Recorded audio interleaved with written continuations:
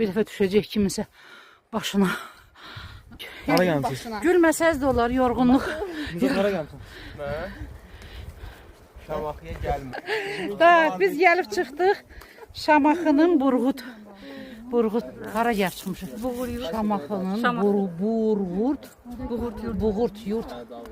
Gedək oraya çıxaq. Ya biraz oraya çıxaq. Hələ yolumuz var yəni. Bilirəm, biraz bax oradan çəkək. Gözləyin, hələ.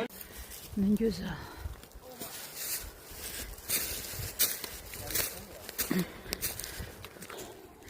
Tak, periodikləri çəkim. Çıxın qızlar.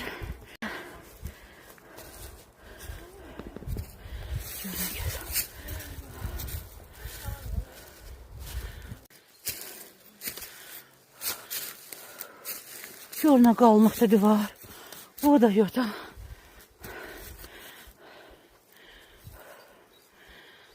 Ay. 30 Mart'tı.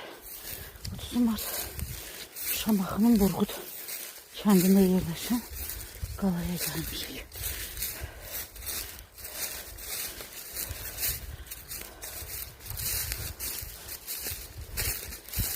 Necə?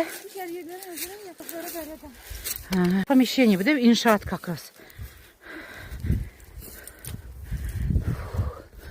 Vodayot. Divarın qalınlığına bax. Vallahi bir 2 metreden çoxdur. Bir 3 metre qalınlıq var burada.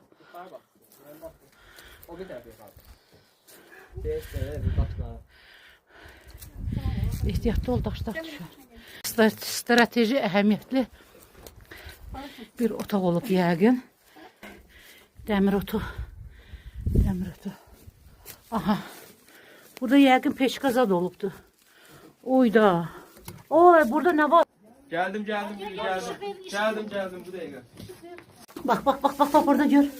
Ulan ambarı olubdu, nə olubdu? Bak, qəşəng işıq ver. Gör nə gözəl. Bak. Kes bak. Ben bu tərəflərə də baxım. Tak. Çox gözəl. 13-cü əsr abidəsi. Daşların yekəlliyinə baxaq.